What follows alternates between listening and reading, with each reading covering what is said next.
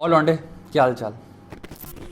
और लौंडे क्या हालचाल, कितने घंटे काम किया। आज रिव्यू करने वाले हैं श्वेताब गैंगवार की किताब द रूडेस्ट बुक एवर। मैं सरबजीत सोनी, डेली लाइफ, विवेकानंद और दर्शन जैसी किताबों का लेखक। आइए बात करें। तो इस किताब को लिखा गया है बहुत ही फेमस इंडियन यूट्यूबर और मेरे फेलो राइटर श्वेताब गैंगवार के द्वारा, क्योंकि वो भी इंडियन राइटर है, मैं भी इंडियन राइटर हूँ। तो क्यों इस बुक का नाम रखा गया द रूडेस्ट बुक एवर? ऐसा क्या रूड है इसमें और क्या आइडियाज इसमें प्रेजेंट किए गए हैं, आइए इनके बारे में बात करते हैं।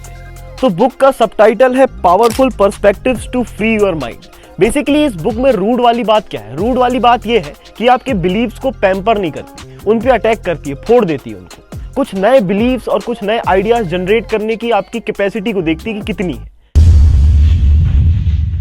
तो बुक का शुरुआती चैप्टर ही बुक की नींव रख देता है। सबसे पहले तो किताब की बहुत फनी शुरुआत होती है। श्वेताब भाई लिखते हैं कि अगर आपने ये किताब खरीदा है तो आपका बहुत बहुत शुक्रिया, पर अगर आपने कहीं से इल्लीगली डाउनलोड किया तो फक योरसेल्फ। उसके बाद एक प्लॉट ओपन होता है। बात होती है कि आप एक व्यक्ति हैं जिसके साथ बहुत सारी होप्स अटैच्ड है और एक पावरफुल पर्सनैलिटी बनने के लिए कुछ बातें जानना बहुत जरूरी।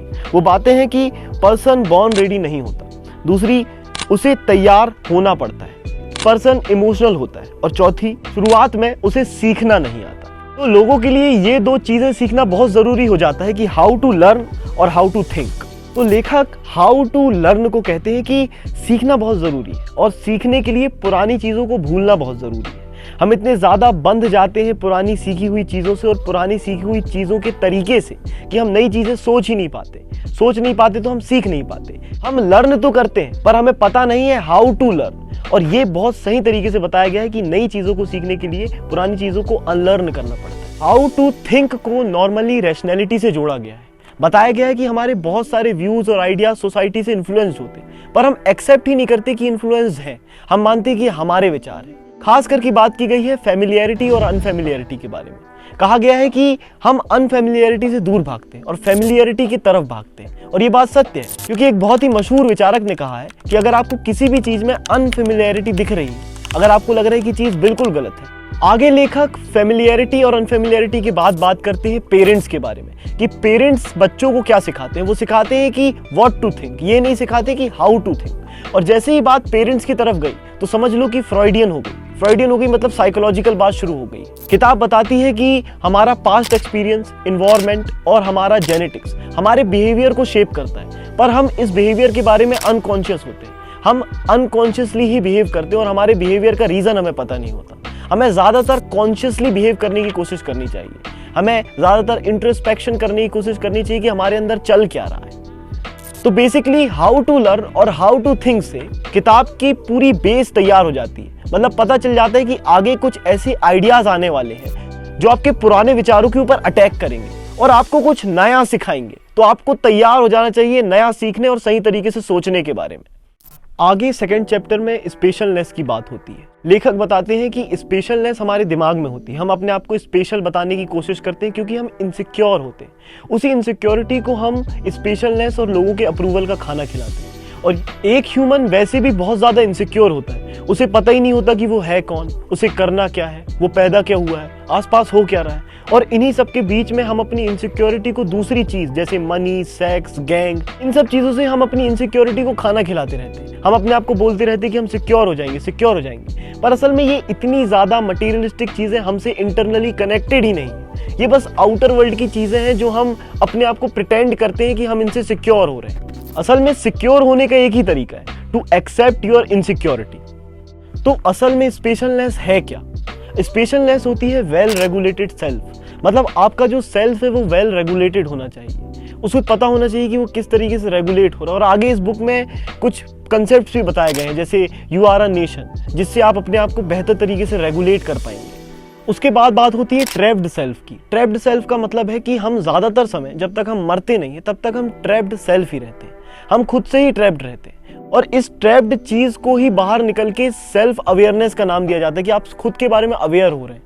अपने बारे में अवेयर हो रहे हैं मतलब आप अपने आप से दूर जा रहे हैं। आप अपने आप को थर्ड पर्सन पर्सपेक्टिव से देखना शुरू कर पा रहे हैं। इसी को एक्सट्रीम लेवल में एनलाइटनमेंट भी कहते हैं और इसी को किताब में फ्री सेल्फ के नाम से डिफाइन किया गया है। किताब साफ साफ कहती है कि आपकी स्पेशलनेस आपकी रियल वैल्यू से आती है, जो आप खुद के साथ खुद का कनेक्शन बनाते हैं उससे डेवलप होती है। लोगों को दिखाने से, प्रूव करने से कुछ नहीं होता। उसके बाद एक बहुत ही इंपॉर्टेंट कंसेप्ट बुक में आता है जो बहुत ही यूनिक कंसेप्ट भी है, जिसका नाम है यू आर अ नेशन। मतलब आप अपने आप को एक नेशन मानना शुरू करो, उस नेशन का एक लीडर अपॉइंट करो और उस लीडर को आप खुद को बनाओ।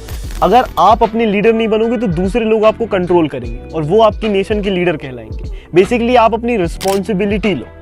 फिर उसके बाद उस नेशन की रूल्स, रेगुलेशंस, बाउंड्रीज और फॉरेन पॉलिसी बनाओ। बेसिकली उसका कॉन्स्टिट्यूशन लिखो। ये कॉन्स्टिट्यूशन लिखने का प्रोसेस कोई छोटा सा प्रोसेस नहीं है और आपको तुरंत बैठ के अपना कॉन्स्टिट्यूशन नहीं लिखना है, आपको लंबे समय तक इस पे काम करते रहना है। उसके बारे में आगे बात करेंगे। इस नेशन का एक डिफेंसिव फोर्स भी होना चाहिए और ये डिफेंसिव फोर्स बेसिकली पुलिस है। इस नेशन की पुलिस कौन होगी? ये होगा सेल्फ कंट्रोल, जो आपको बुरी चीजें करने से रोकेगा।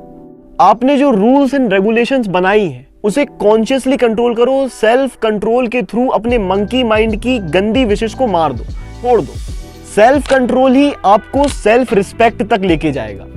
यहाँ पे प्राइड और सेल्फ रिस्पेक्ट के बीच में बहुत अच्छा डिफरेंशिएशन किया गया है। प्राइड को ईगो से जोड़ के दिखाया गया और रिस्पेक्ट को वैल्यू से जोड़ के दिखाया गया। इसी से धीरे धीरे करके कॉन्फिडेंस डेवलप होता है।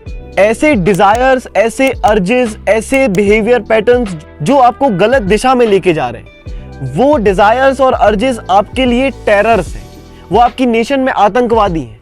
उनको सेल्फ कंट्रोल की पुलिस से मारो और उनको फोड़ दो, भगा दो उनको और अपने नेशन को एक फलता फूलता नेशन बना लो। अच्छी आदतें, सेल्फ कंट्रोल, सेल्फ रिस्पेक्ट देता है और प्रॉस्पेरिटी की तरफ आपको लेके जाता है।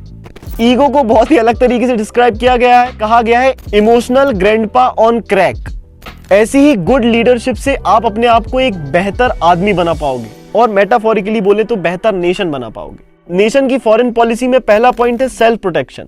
मतलब ऐसे लोग जो आपको कहीं ना कहीं नीचे गिरा रहे हैं, आपका मोरल डाउन कर रहे हैं, किसी भी तरीके की आपकी लाइफ में प्रॉब्लम आ रही है उनकी वजह से, उनसे तुरंत दूर हो जाओ, स्टे अवे फ्रॉम देम। उसके बाद है अलायंस। जैसे एक नेशन दूसरे नेशन से एक अच्छा कनेक्शन बनाता है, आप भी एक व्यक्ति से अच्छा रिलेशनशिप बनाओ, एक वैल्यूएबल रिलेशनशिप बिल्ड करो। उसके बाद सेल्फ ऑटोनॉमी रखो, मतलब अपनी कुछ बाउंड्रीज रखो, रिस्ट्रिक्शंस रखो, अपने कुछ वैल्यूज रखो और इसमें लव भी एक्सेप्शन नहीं। उन वैल्यूज को लव रिलेशनशिप्स में भी अप्लाई करो। प्रैक्टिकली इसे अपनी लाइफ में अप्लाई करने के लिए आप रूल्स और लर्निंग्स एक ऐसा चार्ट बना सकते हैं, एक डायरी रख सकते हैं अपने साथ और समय के साथ अपना कॉन्स्टिट्यूशन बिल्ड कर सकते हैं। जैसे जैसे आप अपनी रूल्स और लर्निंग्स को बैलेंस करते जाएंगे, आपकी लाइफ बेहतर होती जाएगी। उसके बाद एक चैप्टर आता है जिसका नाम है पीपल आर वियर्ड। बहुत ही अच्छा चैप्टर है। उस चैप्टर में आपसे पूछा जाता है कि आपका लोगों के बारे में क्या पर्सपेक्टिव है। तो मैं आपसे पूछता हूँ कि आपका ह्यूमंस के बारे में बेसिक पर्सपेक्टिव क्या है। जैसे एक शेर, एक बिल्ली के बारे में आपका पर्सपेक्टिव है। शेर आएगा आप भाग जाओगे, बिल्ली आएगी तो आप उसे भगा दोगे या फिर उसको प्यार करोगे, कुछ पर्सपेक्टिव।